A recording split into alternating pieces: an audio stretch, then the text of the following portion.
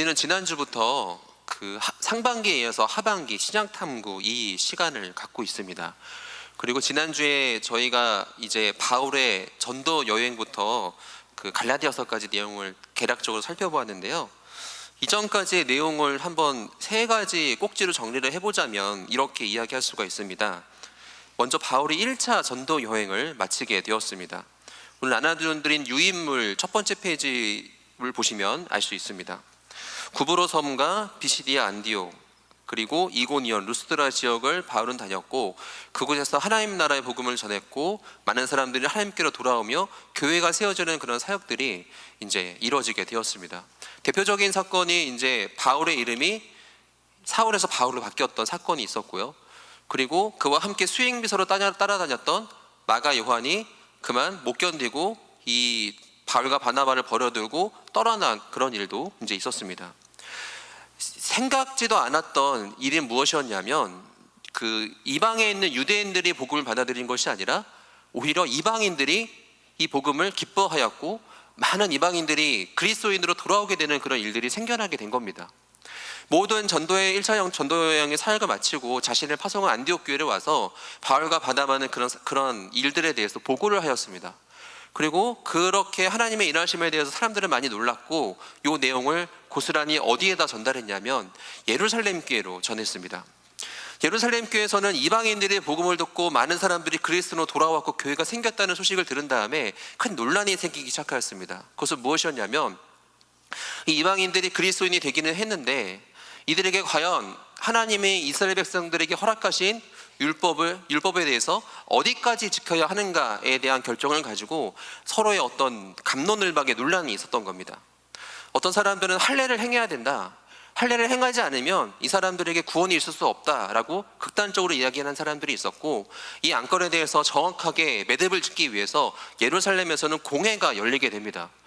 그리고 그런 공회에서 아주 리더십을 발휘했던 두 사람이 누구였냐면 바로 베드로와 야고보였습니다.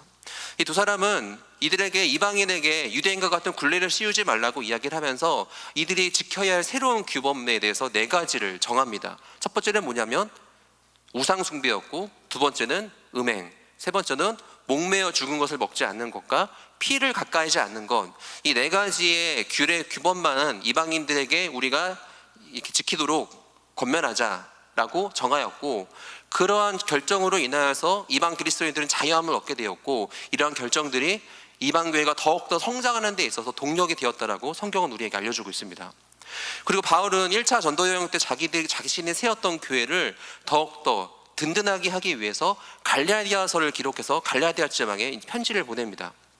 여기까지의 내용이 우리가 지난주 신약탐구 2-1 시간에 배웠던 내용입니다.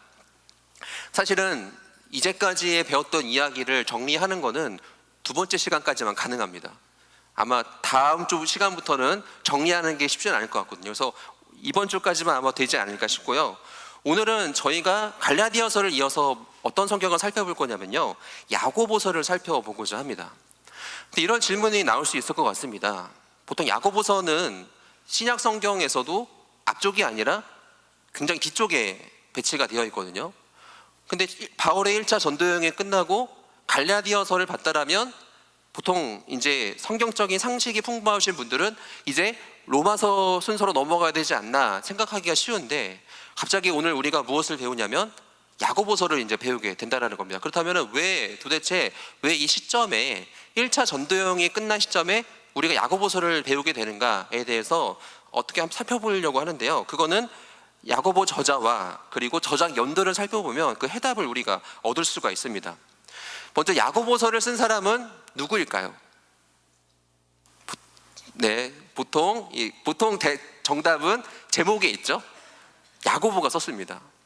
근데 야고보라는 이름이 성경에 생각보다 꽤 많이 등장을 합니다. 그러니까 야고보가 한 명이 아니거든요.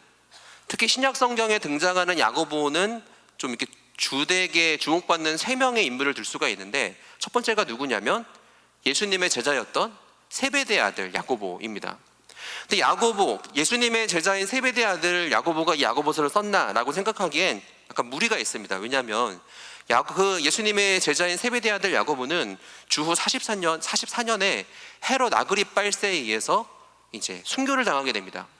근데 이 야고보가 순교당했던 시점이 그 초대교회의 어떤 영향력이 폭발적으로 부응했던 그 시점이 아니기 때문에 아직 야고보서라는 서신서를 쓰기에는 좀 시점적으로 무리가 있다라고 판단이 되기 때문에 저자에서 예수님의 제자 세베대의 아들 야고보는 탈락이 될 것 같습니다. 두 번째로 또 누가 있냐면 예수님의 제자 중에 야고보가 한 명이 더 있습니다. 누구냐면 알페오의 아들 야고보가 있습니다. 작은 야고보라고도 성경에 표현되어 있는 인물인데요. 사실은 이 작은 야고보 알페오의 아들 야고보는 성경에서 그렇게 도드라지게 드러나는 역할들이 없습니다. 굉장히 지나가는 인물이거든요. 어떤 그 영향력을 생각했을 때에 그가 신약 성경에 기록될 수 있을 만한 야고보서를 기록했다라고 판단하기에도 좀 무리가 있을 것 같습니다. 세 번째로 어떤 야고보가 있냐면 예수님의 형제 중에 야고보라는 사람이 있었습니다. 예수님의 형제는 사실 예수님이 살아계셨을 때는 예수님이 하나님의 아들인 것도 그분이 그리스도이신 것도 인정하지 않고 믿지 않았습니다. 그런데 예수님께서 십자가에 달려 돌아가신 다음에 부활하시고 나서 누구를 찾아가셔서 자신을 보여주시냐면 바로 형제 야고보를 찾아가셔서 자신의 부활한 몸을, 자신의 그리스도이심을 보여서 알려주는 사건을 그가 경험하게 됩니다. 추측컨대 그 사건 이후로 야고보는 회심하게 되었고 예수를 하나님의 아들 그리스도로 인정하는 자로 바뀌게 되었습니다. 그리고 우리가 예루살렘 공의회를 지난주 살펴봤는데 거기에서 알 수 있듯이 이 야고보가 이제는 어떤 사람이 되었냐면 초대교회 예루살렘 교회에 영향력을 끼칠 수 있을 만한 영적인 지도자가 되어서 그 복음의 영향력들이 이방으로 확장되는 그런 어마어마한 결정에 아주 주된 역할을 감당하는 그런 모습을 이제 이 예수님의 형제 야고보가 보여주고 있는 거죠. 그것을 봤을 때 우리가 어떻게 결론을 내릴 수 있냐면 학자들은 이 예수님의 형제 야고보가 오늘 우리가 살펴볼 성경에 기록되어 있는 야고보서를 쓴 저자다라고 생각하고 있다는 거죠. 그래서 페이퍼를 보시면 1번을 보도록 하겠습니다. 저자입니다. 예수님의 형제 야고보인 거죠. 형제 성경에 등장하는 3명의 야고보, 세베대 아들 야고보와 알페의 아들 야고보가 있지만 또 예수님의 형제 야고보가 있는데 그 중에서 예수님의 형제 야고보는 예루살렘 공의회에서 결정적인 지도력을 발휘하기 때문에 우리가 이 예수님의 형제 야고보가 이 야고보서의 저자라고 생각할 수 있는 것입니다. 두 번째로 저장 연도입니다. 역사학자 요세푸스는 야고보서가 62년경에 대제사장 아나누스 2세에 의해서 그가 율법을 어겼다라는 제목을 가지고 사내들인 법원을 이제 소집을 해서 그 제목을 가지고 이 야고보를 돌로 쳐서 죽였고 그렇게 야고보가 순교했다라고 요세푸스가 기록하고 있습니다. 그리고 62년경에 야고보가 순교했기 때문에 야고보서가 그래도 62년 전에 기록됐다라고 추측할 수 있겠죠.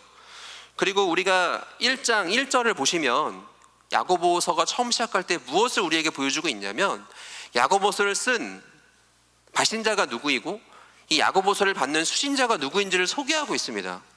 발신자로 어떻게 소개하냐면 하나님과 주 예수 그리스도의 종 야고보로 자신을 소개하고 있고요. 또 수신자가 누구입니까? 흩어져 있는 12지파, 즉 디아스포라 유대인들을 대상으로 이 야고보서가 쓰여져 있는 것을 우리가 보건대 아마도 이 당시가 그 이방에 있는 교회들이 활발하게 세워지는 그 시점이지 않을까 추측할 수 있다는 거죠. 그래서 예루살렘 공회가 46년, 49년경에 이루어졌다라고 학자들이 이야기를 하는데 아마도 그 당시 때에 야고보서가 기록되지 않았나라고 이제 이야기할 수 있다는 거죠. 그러니까 지금 저희 신약탐구가 이제 눈치가 빠르신 분들은 알겠지만 그 사도행전에 기록되어 있는 역사적인 시간의 순서대로 이 말씀들이 진행이 되어지고 있습니다. 지난주에 예루살렘 공의회를 배웠고 또 그로 인해서 1차 전도여행을 마치고 난 그 교회들을 든든하게 세우기 위해서 갈라디아서를 쓴 바울에 대해서 살펴봤습니다. 또 그 이후에 기록된 서신서가 무엇이라고 추측되기 때문에 우리가 오늘 야고보서를 배우는 걸까요? 바로 오늘 우리가 배울 야고보서가 갈라디아서 이후 예루살렘 공의회 후에 쓰여졌다고 추측되기 때문에 오늘 우리가 이렇게 야고보서를 이제 배우려고 이 페이지를 연 겁니다. 3번을 보도록 하겠습니다. 야고보서에 대한 오해입니다. 사실은 야고보서는 역사적으로 그렇게 많은 인기를 얻었던 성경은 아닙니다. 왜냐하면 야고보서가 강조하는 것이 뭐냐면 바로 택함받은 백성인 그리스도인들이 이 땅을 살아가면서 지켜야 할 행함에 대해서 야고보서가 굉장히 많이 강조하고 있습니다. 특히 우리가 많이 들어서 알고 있는, 기억하고 있는 성경 구절 중 하나가 뭐냐면 행함이 없는 믿음은 죽은 믿음이다 라고 우리가 기억하고 있죠. 야고보서 하면은 딱 처음에 생각나는 것이 뭐냐면 행함에 대한 강조이고, 또 행함이 없는 믿음은 죽은 믿음이다라고 아주 강하게 이야기하고 있기 때문에 뭔가 우리가 아주 어려서부터 배웠던 은혜와 복음의 법칙과 굉장히 대치가 되는 성경처럼 우리가 이 야고보서를 이제 느끼게 된다는 거죠.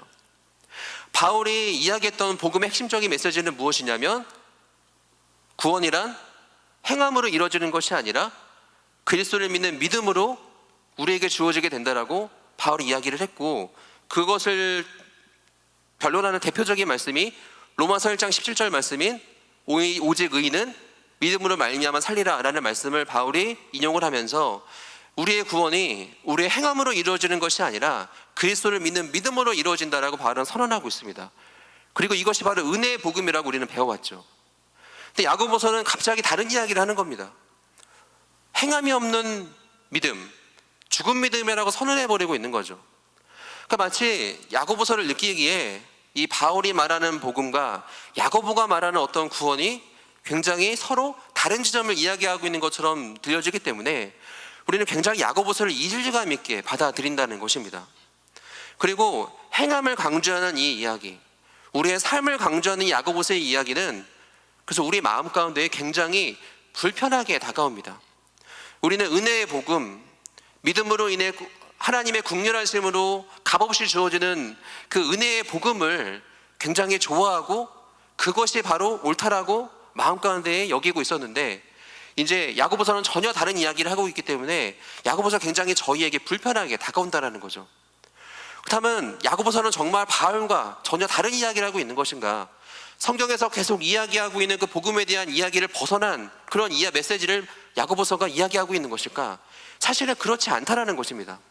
오늘 우리가 뒤에 이어서 야고보서의 내용을 살펴볼 텐데요, 살펴보면서 아마 그러한 오해가 풀리지 않을까 생각을 해봅니다. 그리고 야고보서가 우리에게 주는 영적인 굉장히 커다란 유익이 있습니다. 많은 성경이 믿음을 이야기하고 있을 때에 행함을 강조하고 행함에 방점을 두고 있는 야고보서가 우리에게 주는 굉장히 커다란 영적인 유익이 있다는 것이죠.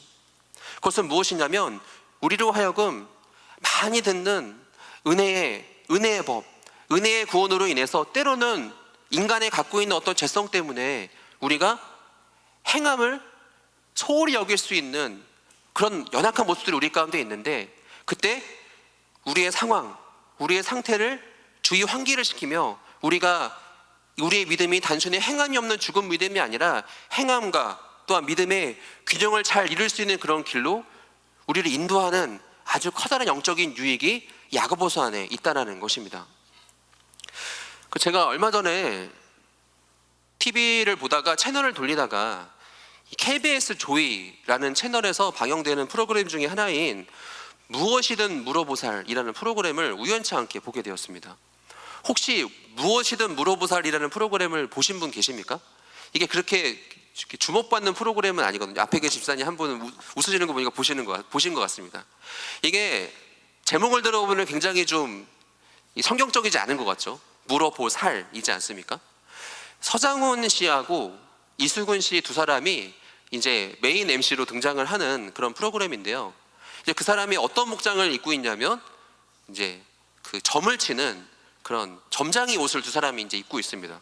그리고 한 부스를 차려놓고서 이제 어떤 일을 하냐면 뭔가 삶에서 어려움이나 고통스러운 문제가 있어서 그것에 대한 해답을 얻고 싶은 사람들이, 고민이 있는 사람들이 고민을 상담하기 위해서 이 두 사람을 찾아옵니다.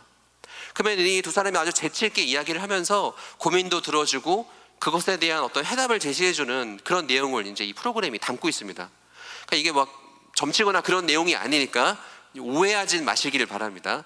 막 정세호 목사가 보살 얘기하더라 이렇게 오해하시면 안 됩니다. 근데 제가 봤던 프로그램의 내용은 어떤 내용이었냐면, 한 고등학생 여자애가 이제 고민을 갖고 상담을 하는데, 어떤 내용이었냐면 11년 전에 부모님이 이혼을 한 겁니다.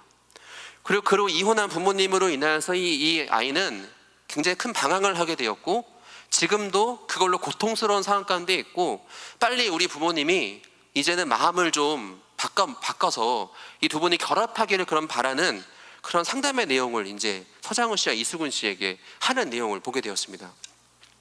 응당 이렇게 상담을 요청을 하거나 자신의 고민을 이야기하면 보통 사람들은 어떻게 대답을 해줄까요? 아, 그래, 꼭 두 사람이 엄마 아빠가 잘 마음을 좀 고쳐먹고 잘 화목하게 돼서 재혼하기를 바란다라고 격려해주거나 위로해주는 것이 순서가 맞을 겁니다. 그러나 이 프로그램의 매력은 그렇지가 않습니다. 이 프로그램이 갖고 있는 매력은 아주 냉정하게 현실을 직시해 줍니다. 어머니에게 그런 삶을 강요하지 말라고 이야기를 하는 거죠.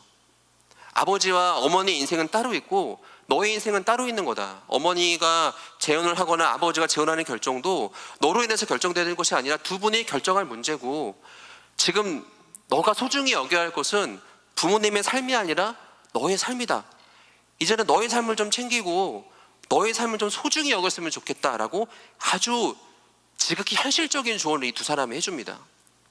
근데 그것을 보면 시청자들은 굉장히 마음이 불편해지기도 합니다. 왜냐하면 좀 위로해주지, 저렇게 고민 가지고 왔는데 좀 괜찮아질 거야, 잘 될 거야 라고 얘기해주면 굉장히 좋을 텐데 왜 저렇게 냉정하게 현실만을 이야기해주는 것일까라고 불편한 마음을 갖게 됩니다.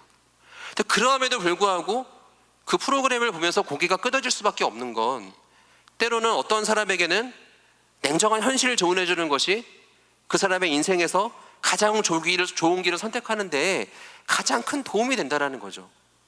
그래서 이수근 씨하고 이 서장훈 씨는 자신을 찾아오는 많은 사람들에게 항상 냉정하게 현실적인 조언을 해주고, 많은 사람은 그런 조언을 달기 여기고 자신의 삶을 설계해가는 그런 모습들을 이 프로그램들이 보여주고 있다는 것입니다. 마찬가지로 야고보서도 그러합니다. 야고보서는 절대로 우리가 듣고 싶은 이야기를 해주지 않습니다. 행함이 없는 믿음은 죽은 믿음이야 라고 우리에게 냉정하게 이야기를 하죠. 그래서 우리는 이 야고보서가 담고 있는 내용을 들을 때 굉장히 마음이 불편합니다. 그리고 때로는 눈을 닫고 귀를 닫고 싶죠.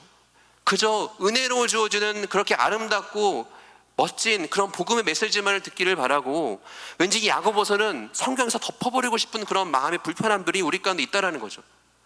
그러나 하나님께서는 야고보서를 어디에 넣으셨을까요? 성경에 넣으셨다라는 거죠. 그렇다면 그 넣으신 데에는 이유가 있겠죠.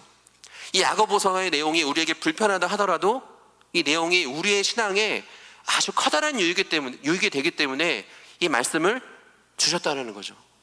바라기를 오늘 우리가 나누는 이 말씀을 통해서 야고보서가 우리 자신이 하나님 앞에 어느 모습 가운데 있는지를 확인하게 되는 시간이 되고, 우리의 신앙이 더욱더 성장하는 시간 되시기를 주님의 이름으로 축복합니다. 이제 내용을 보도록 하겠습니다. 4번입니다. 오늘은 야고보서에 대한 내용을 야고보가 던지고 대답하는 세 가지 질문을 가지고 정리해서 한번 이야기를 나눠보고자 합니다. 먼저 첫 번째 질문입니다. 다 함께 읽겠습니다. 시작. 시험은 나쁜가? 네. 야고보서가 처음에 1장이 시작할 때 야고보서가 선택한 주제는 뭐냐면 바로 시험입니다. 시험. 그런데 1장 2절을 보면요, 야고보가 시험에 대해서 어떻게 이야기를 하고 있냐면, 제가 읽겠습니다.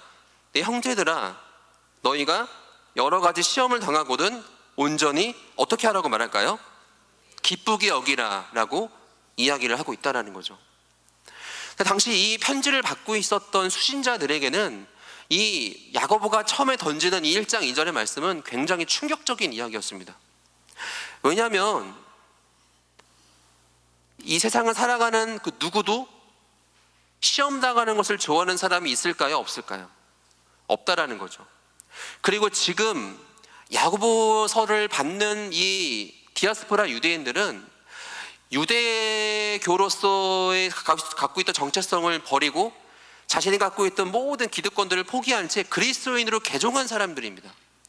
그러니까 이 사람들은 그리스도인으로 개종하여서 굉장히 많은 핍박과 박해와 손해 가운데 있었던 사람이었습니다. 이들의 마음 가운데 간절한 소망이 있었습니다. 그것은 뭐냐면 이 상황이 하루속히 면제되기를 그들은 바랬다는 겁니다. 빨리 내가 그래도 온 세상을 만물을 다스리는 하나님 나의 아버지로 여기고 그의 아들이신 예수를 그리스도로 영접하는 이 놀라운 축복과 특권의 은혜를 얻게 되었는데, 그로 인해서 겪게 되는 이 믿음의 시련들, 아픔과 고통들은 아주 잠깐이고 곧 이 모든 문제들이 풀리게 되어지고 그들의 삶이 아주 탄탄 시온의 대로가 열릴 것이라고 그 사람들은 기대했던 것이죠. 그리고 그 외에 이방인들도 마찬가지였습니다. 그들이 많은 종교 중에서 그리스도를 나의 구주로 영접하는 기독교를 선택한 것은 뭐 순수한 신앙도 있었겠지만 그 마음 가운데 어떤 기대가 있었습니다. 어떤 기대가 있냐면 내가 기독교를 선택할 때 만물의 주관자이신 하나님이 나의 도움을 주셔서 내 인생이 그래도 이 세상을 살면서 좀 형통하고 평탄한 인생으로 만들어 줄 것이다 라는 기대를 가지고 이 그리스도인으로서의 삶을 시작한 사람들이 있었다라는 거죠. 근데 그런 사람들을 향해서 야고보가 말하는 거죠. 시험을 당할 때 그 시험을 마땅히 당연한 것으로 여기고 그것을 오히려 기뻐해라 라고 말하고 있다는 거죠. 그러면서 이유에 대해서 야고보가 설명합니다. 3절 4절을 보도록 하겠습니다. 이는 너희의 믿음의 시련이 인내를 만들어내는 줄 너희가 알미라. 인내를 온전히 이루라. 이는 너희로 온전하고 구비하여 조금도 부족함이 없이 라고 이야기하고 있죠. 우리가 시험을 당할 때, 우리가 시련을 겪게 될 때 우리 안에서 작동되는 것이 있습니다. 그것이 무엇이냐면 바로 인내입니다. 그 시간을 통해서 우리 안에 만들어지고 세워지는 것이 있는데 그것이 무엇이냐면 바로 인내라는 거죠. 그리고 인내를 온전히 이루게 될 때에 그런 모든 과정과 시간들이 우리를 어떻게 만든다라고 야고보가 말하고 있습니까? 우리를 온전하게 구비하여서 우리로 하여금 하나님 앞에 조금도 부족함이 없는 사람으로 세우게 될 것이라고 야고보가 이야기하고 있다는 거죠. 우리 앞에 시험이 찾아오고 시련이 찾아올 때 우리는 너무나도 고통스럽고 괴로워합니다. 한치 앞을 내다볼 수 없는 그 암흑과 같은 상황을 지나면서 우리는 항상 하나님께 외치죠. 하나님, 이 고통으로부터 나를 제발 좀 구해달라고 하나님께 간절히 간구한다는 것입니다. 그런데 그런 모든 과정을 통해서 그의 인생이 얻게 되는 것이 있습니다. 바로 무엇이냐면 믿음 안에서 작동되어지는 인내입니다. 그 어떤 상황에도 하나님의 신실하심을 기대하고 소망하고 견뎌내는 인내가 그의 삶에서 작동되게 되는 거죠. 그리고 모든 그런 시간을 통해서 우리 안에 세워지는 것은 뭐냐면 온전함입니다. 하나님 앞에서 조금도 부족함이 없는 모습, 온전한 자로 우리를 만들어준다라고 오늘 야고보가 우리에게 이야기하고 있다는 것입니다. 이어서 5절을 보도록 하겠습니다. 너희 중에 누구든지 지혜가 부족하거든 모든 사람에게 후히 주시고 꾸짖지 아니하시는 하나님께 구하라. 그리하면 주시리라 라고 말하고 있죠. 우리에게 시련이 찾아오게 될 때, 우리에게 고난이 찾아오게 될 때 그 사람은 누구에게 부르짖을 수밖에 없을까요? 하나님께 부르짖을 수밖에 없다라는 거죠. 제가 가끔 이 사역을 감당하며 성도님들을 만날 때 때로는 성도님들 중에서 이런 분들을 만나게 됩니다. 의지가 굉장히 강하신 분들을 만나게 될 때가 있습니다. 그분은 법이 없어도 사실 수 있는 분이에요. 순결하게. 그래서 그런 분들은 자신이 갖고 있는 의지를 가지고 그 하나님의 말씀도 철저히 잘 지켜 행합니다. 그리고 예배 생활도 참 모본을 보이고 또 그런 성실함과 바지런함을 가지고 어떤 세상의 삶에서도 꽤 많은 성공을 거둔 그런 모습들을 보여주시는 성도님들을 때로 만나게 될 때가 있습니다. 근데 그런 분들의 특징이 어떤 특징이 있냐면 연약한 사람들을 이해하지를 못합니다. 왜 넘어지는 거야? 왜 시험에 드는 거야? 이렇게 의지를 갖고 하면 되는데 왜 안 되는 거야? 라고 그렇게 연약한 사람들을 이해하지 못하는 그런 마음, 높은 마음을 갖고 있다는 거죠. 근데 그렇게 의지가 강하고 자신의 힘으로 이제까지 모든 것들, 심지어 신앙의 일들 철저하게 이뤘던 그분의 삶에서도 때로는 어떤 일이 생기게 되냐면 자신이 전혀 예기치 못했던, 예측하지 못했던 커다란 산과 같은 문제, 그런 고난, 시련이 그의 삶을 덮칠 때가 있다는 거죠. 근데 그때 어떤 반응을 보게 되냐면 그렇게 강직하던 분이, 그렇게 자신의 어떠한 정욕과 자신의 의로움을 자랑하던 그분이 하나님께 팍 꼬꾸라져서 하나님께 절대적으로 하나님의 도우심을 의지하고 그 하나님의 어떤 도우심을 간절히 구하는 그런 모습을 보게 될 때가 있다는 거예요. 그때 생각하게 됩니다.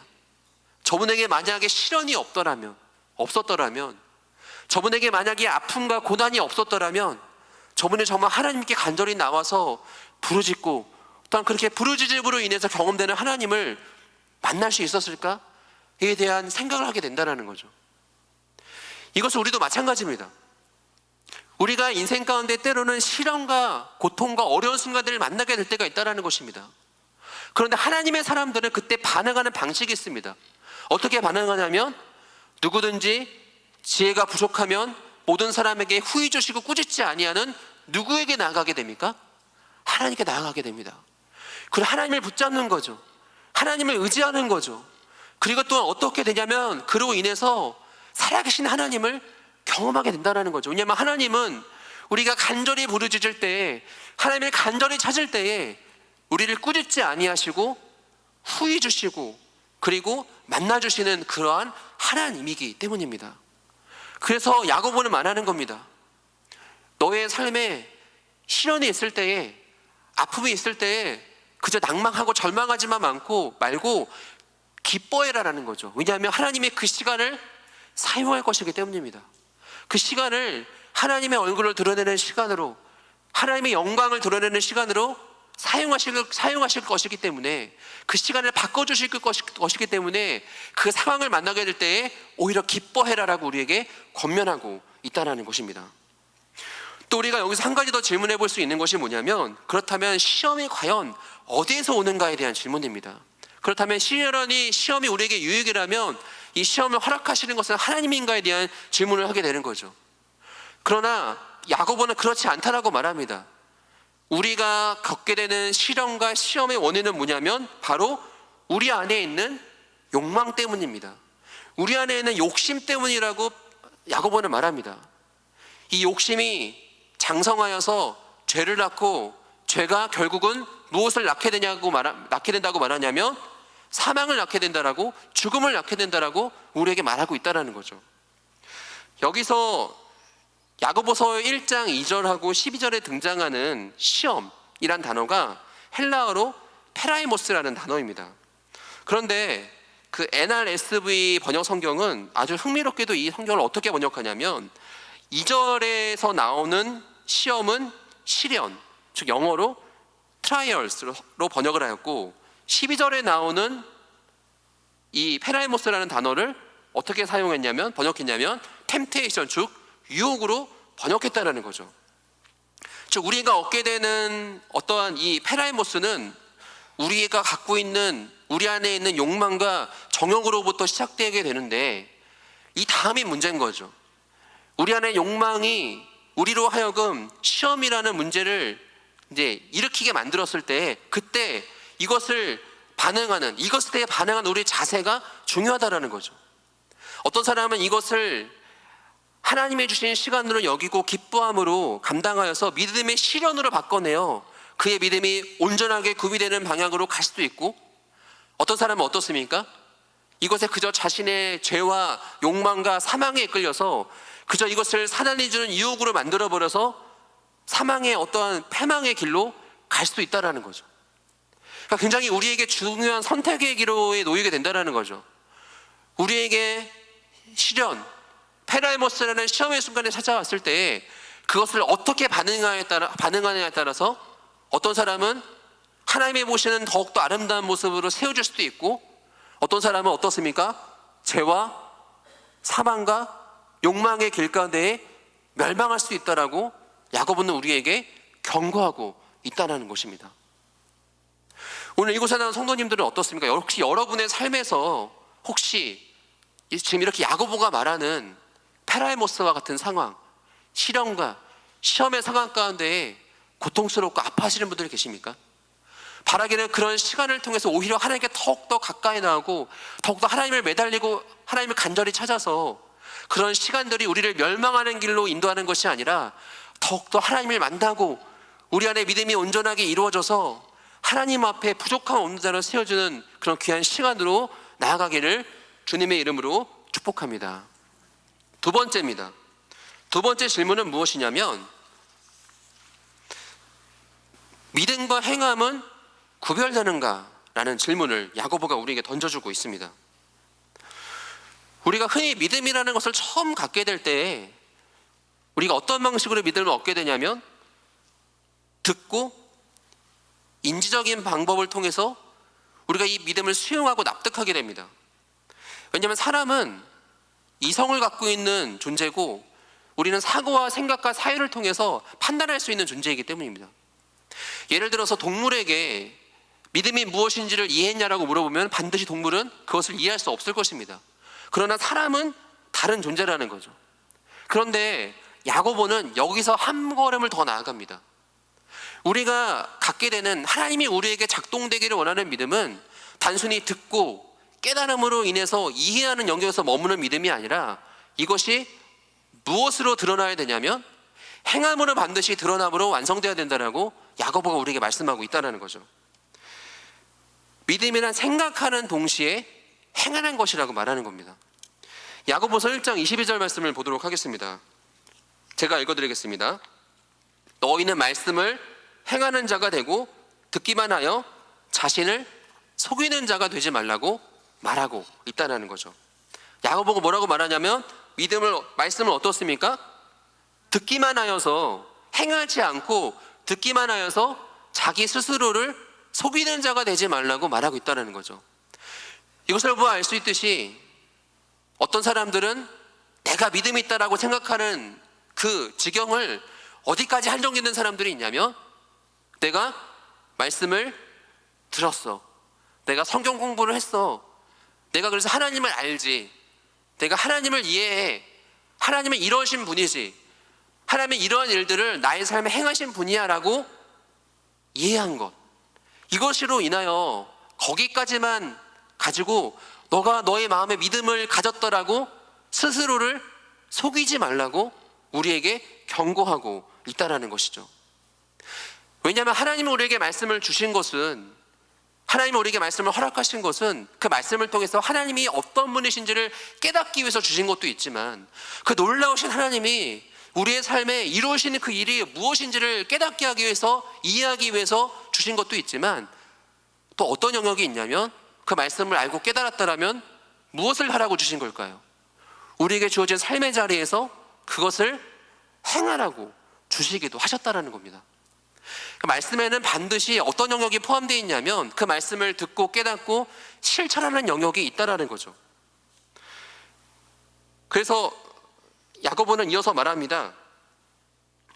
19절에서 20절 말씀을 보도록 하겠습니다. 내 사랑하는 형제들아, 너희가 알지니 사람마다 듣기는 속히 하고 말하기는 더디하며 성내기도 더디하라. 사람이 성내는 것이 하나님의 의를 이루지 못함이라 라고 말을 하면서, 사랑하는 형제들이 듣기를 속히 하고 말하기를 더디하고 또한 그의 삶에서 성내기를 더디해야 되는데, 그로 인해서 무엇을 이루라고 말하고 있을까요? 하나님의 의를 이루어야 한다라고 지금 우리에게 이야기하고 있다는 거죠. 그러니까 단순히 말씀이라는 게 우리가 들어서 하나님의 의가 이런 거구나라고 납득하면서 멈추는 것이 아니라 우리의 삶을 통해서 어떻게 해야 합니까? 성내지 아니함으로 인하여서 하나님의 의를 우리의 삶의 모든 영역을 통해서 이루어야 한다라고 야고보가 말하고 있다라는 거죠. 그래서 야고보는 이어서 이러한 상황들을, 야고보서를 받고 있는 그 수신자들의 교회의 상황에 아주 그대로 자세하게 접목을 하기 시작합니다. 2장 1절을 보도록 하겠습니다. 내 형제들아, 영광의 주 곧 우리 주 예수 그리스도에 대한 믿음을 너희가 가졌으니 사람을 어떻게 하지 말라 그럽니까? 차별하여 대하지 말라라고 말합니다. 이어서 나오는 내용 맥락은 이렇습니다. 교회에 금가락지를 끼고 멋진 옷을 입은 사람이 온 겁니다. 그 사람들을 성도들이 어디에다 대접했냐면 아주 좋은 자리에 앉힌 거죠. 그 누가 봐도 행색이 초라한 가난한 사람의 교회에 방문한 겁니다. 그 사람을 어떻게 했죠? 어떻게 했냐면 그저 서 있게 하고 관심을 두지 않고 무관심으로 응대한 거죠. 근데 그런 방식, 그렇게 차별하는 것이 옳지 않다라고 말하는 이 야고보의 이유가 뭐냐면 하나님께서 우리에게 주신 최고의 법이 있는데 그 말씀에 그런 행함이 옳지 않기 때문이죠. 그 최고의 법이 뭐냐면 하나님을 사랑하고 이웃을 내 몸과 같이 사랑하라고 말씀하신 최고의 법이 있는데 너희가 어찌 나는 이웃을 사랑한다라고 듣고 말했음에도 불구하고 교회에 온 사람들의 빈부격차에 따라서 차별을 대하는 것은 그것은 옳지 않다라고 지금 야고보가 교회의 상황들을 전복해서 이 말씀을 적용하고 있다는 거죠. 그래서 야고보는 믿음과 이런 맥락 가운데 믿음과 행함의 관계를 이렇게 이야기합니다. 2장 17절 말씀입니다. 이와 같이 행함이 없는 믿음은 그 자체가 어떻습니까? 죽은 것이다 라고 말하고 있습니다. 또 그렇게 행함이 없는 믿음이 죽은 믿음인데 그 이유에 대해서 이 야고보가 무엇을 언급하냐면 세 가지를 언급하는데 첫 번째는 귀신입니다. 귀신들도 하나님을 어떻게 한다고요? 알죠. 하나님이 어떤 분이신지를 알고 예수가 그리스도이심을 알고 심지어 그분을 보면서 두려워서 떨기도 한다라는 거죠. 근데 그럴 때 마귀가 신앙을 가졌구나, 마귀가 주님을 영접했구나라고 우리가 평가할 수 있을까요? 그렇지 않다라는 거죠. 두 번째로 아브라함입니다. 믿음의 조상 아브라함. 우리가 흔히 생각하기에 하나님을 믿음으로 그것을 의로 받아들였다, 의로 인정받았다라고 우리가 아브라함도 생각하지만 사실은 아브라함이 갖고 있는 그런 믿음도 그 갖고 있는 믿음이 진짜라는 것이 무슨 사건을 통해서 증명되었을까요? 바로 자신의 하나밖에 없는 독자 이삭을 하나님께 바치는 결정을 한 그 행위로 그의 신앙이, 그의 믿음이 진짜라는 것이 증명되었다라고 이야기하는 거죠. 세 번째로 라합입니다. 라합은 어떤 일을 행했던 사람이냐면 여리고 성을 점탐하러 온 정탐꾼을 라합이 어떻게 했을까요? 그들을 숨겨주죠. 라합은 상처나지 하나님을 알았던 자입니다. 근데 그렇게 알았던 하나님에 대한 지식을 무엇으로 증명했을까요? 자신의 생명을 걸고 그 하나님이 보내신 정탐꾼을 목숨을 숨겨줌으로 자신의 하나님을 향한 지식이 가짜가 아니라 진짜라는 것을 라합도 증명했다라는 거죠. 이것을 통해 알 수 있듯이 어떻습니까? 행함과 믿음은 서로 구분될 수 있는 게 아니라는 거죠.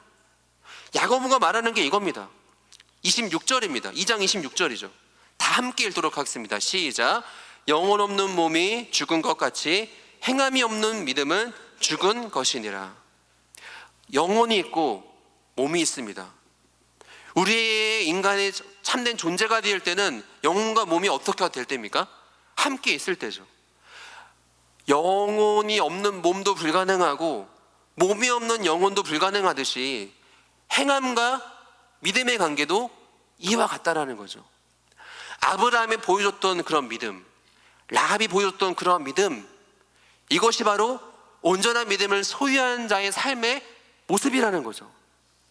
진짜 믿음은 우리가 성경 암송했다, 성경 몇 번 읽었다라고 자랑할 수 있는 그 하나님에 대한 지식의 수준에만 머무르는 것이 아니라 내가 경건서적을, 신학서적을 이렇게 많이 읽었다라고 이야기해서 하나님에 대한 지식들을 아름답게 멋지게 수다법을 가지고 늘어놓는 것까지만 이야기하는 것이 아니라 어떻습니까? 우리의 삶에서 때로는 그것이 목숨을 걸 수 있는 치열한 현장임에도 불구하고 그 모든 것을 감수하고 진리를 살아내기 위해서 치열하게 살아가는 삶의 모습이 동반되는 그 모습, 그것이 바로 성경에서 말하고 있는 진짜 믿음이라고 야고보는 우리에게 말하고 있다는 거죠.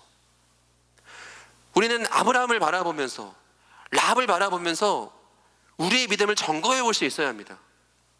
혹시 나는 예배를 잘 드리고 성경 공부를 열심히 참석하고 하나님이 아는 지식에 대해서 열심을 낸다고 해서 그것만을 가지고 내가 믿음이 좋다라고 착각하지는 않았는지를 자신의 마음의 중심을 한번 점검해 봐야 됩니다. 그리고 이것이 우리에게 거울이 되어서 우리에게 혹시 행함의 영역들이 미진한 부분들이 있었다라면 후히 주시는 그 하나님, 간절히 구할 때에 찾아오시는 그 하나님께 우리의 마음의 연약함들을 아뢰어야 한다라고 야고보는 우리에게 말하고 있다는 거죠. 마지막으로 세 번째입니다. 신앙 다 함께 읽도록 하겠습니다. 시작. 신앙은 개인적인 영역인가? 신앙은 과연 개인적인 영역인가에 대한 질문을 야고보가 우리에게 또한 던져주고 있습니다. 요즘 우리가 살아가는 세상을 보면 어떤 세상의 모습들을 볼 수 있냐면 개인의 프라이버시가 굉장히 강조되는 세상의 모습들을 보게 됩니다. 그 개인의 인권의 문제가 굉장히 사회적인 중요한 이슈가 되어가고 있고, 그래서 이전에는 당연하다 여겼던 그런 어떤 일들도 사회적인 통념으로 받아들였던 그런 어떤 행함들도 말들도 요즘에는 한 번 더 고민해 보게 되고 한 번 더 조심해 보게 되는 그런 사회적인 모습들이 있는 것 같습니다. 근데 이렇게 개인주의가 강해지고 개인 프라이버시가 강조되어지는 세상의 모습들이 고스란히 어디에 들어오기 시작했냐면 교회와 신앙에도 고스란히 들어오기 시작했다라는 거죠.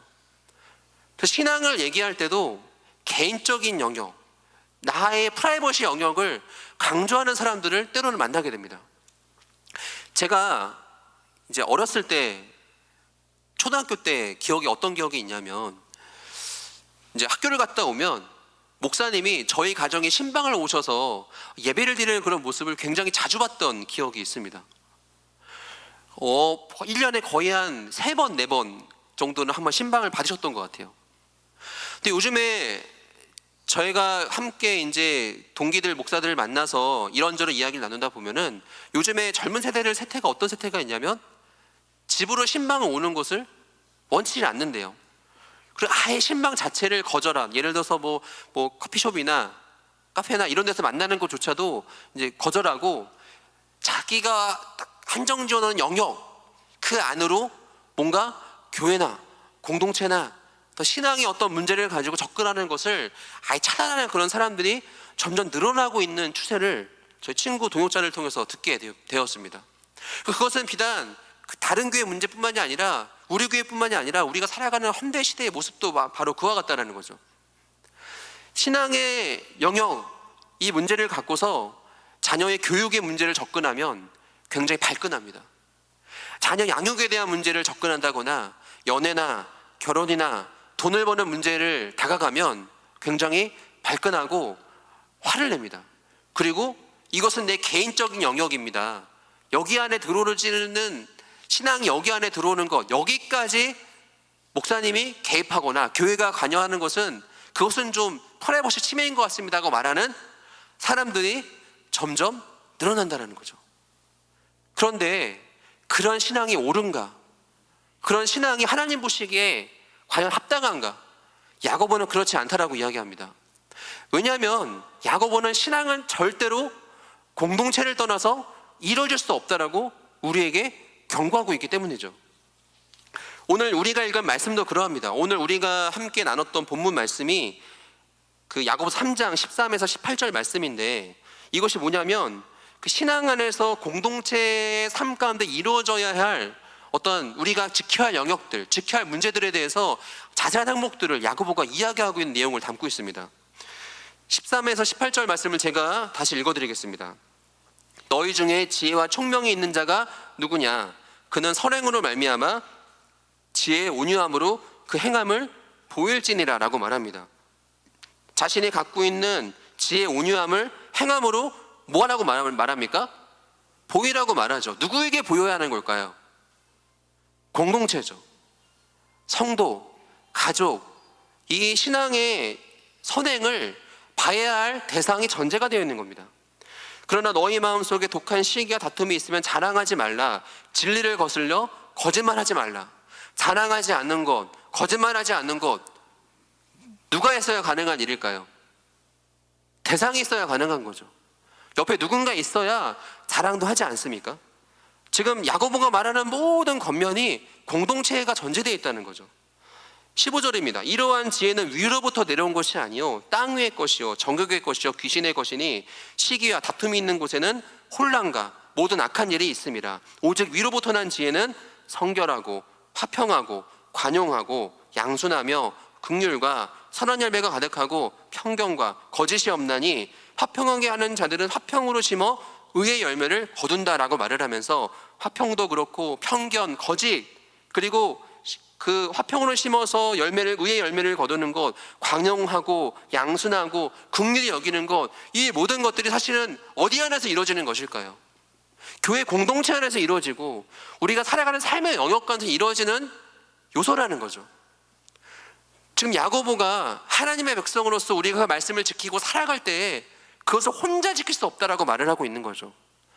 그것을 반드시 평가하는 대상이 있고, 우리가 선을 행하는 상대방이 있고, 우리가 긍휼을 행할 상대방이 있으며, 우리가 겸손하고 거짓이 없고 편견 없이 대해야 할 너희 옆에 지체와 동역자들이 있다라고 지금 야고보가 우리에게 말씀하고 있다라는 것입니다. 이것은 비단 3장을 넘어서 4장, 5장에서도 계속됩니다. 오늘 우리가 주어진 페이퍼 3번 4-3번의 뒷부분을 보시면 4에서 5장까지의 내용도 공통체적인 신앙에 대한 이야기를 담고 있습니다. 비방하지 말 것, 허탄한 생각을 자랑하지 말 것, 부자는 가난한 자를 업신여기지 말 것, 병든 자가 공동체 안에 있다면 그를 위해 함께 기도할 것, 미혹되어서 진리를 떠난 자가 있다면 그를 돌아서게 할 것을 이야기하면서 야고보는 계속해서 강조해서 말하고 있는 게 뭐냐면, 너희의 신앙은 절대 개인주의적으로 이룰 수 없다라고 말을 하고 있는 거죠. 절대 혼자서 은밀하게 이룰 수 없다라고 말을 하고 있는 거죠. 신앙은 함께 가는 거라고 말을 하는 겁니다.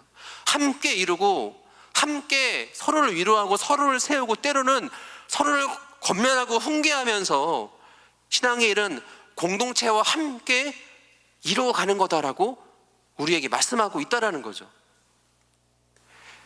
이 이야기가 사실은 우리에게 굉장히 두려움으로 다가와야 합니다. 왜냐하면 나의 신앙이 사실은 무엇으로 지금 다 평가받고 있는 겁니까? 공동체입니다. 우리의 신앙이 공동체를 통해서 점검받고 있고 공동체를 통해 평가받고 있다는 거죠. 사실 그렇지 않습니까? 우리 교회 안에도 많은 공동체들이 있습니다. 많은 공동체와 이제 많은 동역자들이 있고 성도님들이 계십니다. 눈을 감고 누구누구 집사를 떠올려 보면 어떻습니까? 이미 그분에 대한 평가가 마음가운데 있습니까? 없습니까? 이미 있다라는 거죠. 그게 굉장히 무서운 이야기입니다. 겉으로는 우리가 말을 하고 있지 않지만 그분은 정말 신실하신 분이야. 그분은 약간 물음표, 약간 의문, 이렇게 우리는 이미 서로에 대해서 다 평가하고 있다라는 거예요. 공동체가 그런 역할을 감당하고 있다라는 거죠. 그래서 우리는 우리 자신을 항상 점검해 볼 수 있어야 됩니다. 내가 혹시 우리 교회는 많은 성도들에게 나는 어떻게 지금 기억되고 있을까? 누가 아무개 집사, 아무개 목사 정세움을 생각할 때 과연 사람들은 나를 어떻게 평가할까에 대해서 우리는 그것을 굉장히 두렵고 떨림으로 받아들일 수 있어야 되는 겁니다. 그게 어떻습니까? 그래도 우리가 긍휼을 베푸는 자로, 우리가 거짓이 없는 자로, 관용하고 양순하고 선한 열매가 가득하고 누군가를 대할 때 편견이 없는 자로 우리가 보여지기를, 평가받고 세워지기를 위해서 날마다 우리는 부단히 애쓰고 노력해야 한다라는 것입니다. 공동체가 우리 안에 그런 역할들을 감당하고 있다는 거죠. 이제 결론입니다. 두 가지를 이야기하겠습니다. 야고보서는 현대 그리스도인들에게 무엇을 이야기하고 있을까요? 우리가 살아가는 시대는 지식이 넘쳐나는 시대입니다. 하나님에 대해서 멋들어지게 말할 수 있는 많은 사람들이 있습니다. 그러나 그 말씀을 아주 자그맣게도 행하지 않아요. 경건의 모양은 있지만 능력이 없는 시대가 바로 오늘 우리가 살아가는 시대의 모습이라는 거죠. 야고보는 말합니다. 너에게 정말 믿음이 있다면, 우리에게 정말 복음의 능력이 있다라면, 복음의 은혜가 있다라면 우리의 삶을 통해서 행함으로 그것이 진짜인 것을 아브라함과 라합처럼 목숨을 건, 진리를 위해 목숨을 건 치열한 삶을 통해서 증명하라고 우리에게 도전하고 있습니다. 두 번째죠. 믿음과 그렇다 행함의 균형을 이루기 위해서 우리가 결국 힘써야 될 것은 무엇일까요? 야고보가 순간순간마다 계속 강조하는 것이 있습니다. 결국은 누구에게 부르짖으라고 말합니까? 하나님이십니다. 위의 것을 찾으라고 말합니다. 너희는 위를 바라보라고 말합니다. 너희는 후히 주시되 꾸짖지 아니하시는 하나님께 간구하라고 말합니다. 우리가 행함과 삶의 균형, 믿음에 작동되기 위해서는 누구를 의지해야 되냐면 사실 하나님을 의지해야 되는 거죠. 우리 안에 그런 기도가 있어야 한다는 것입니다. 날마다 우리의 연약함을 고백하고 우리의 삶이 사람들 앞에서 보다 겸손한 자로, 온유한 자로, 거짓되지 않은 진실된 자로, 드러내는 자로 세워지기를 우리는 날마다 간구하고 하나님의 능력을 의지하는 그런 신앙의 모습들이 우리 가운데에 있어야 한다는 거죠. 바라그리 대속교회 모든 성도님들은 우리의 믿음이 그저 지식만 자랑하는 그런 믿음에서 멈추는 것이 아니라 우리의 삶의 행함을 통하여 우리 믿음이 증명되어지고 그렇게 아름다운 균형을 통하여 하나님의 얼굴과 영광을 날마다 드러낼 수 있는 복된 자로 세워주시는 한 분 한 분들이 되시기를 주님의 이름으로 축복합니다. 이 시간 한 가지 놓고 기도하도록 하겠습니다.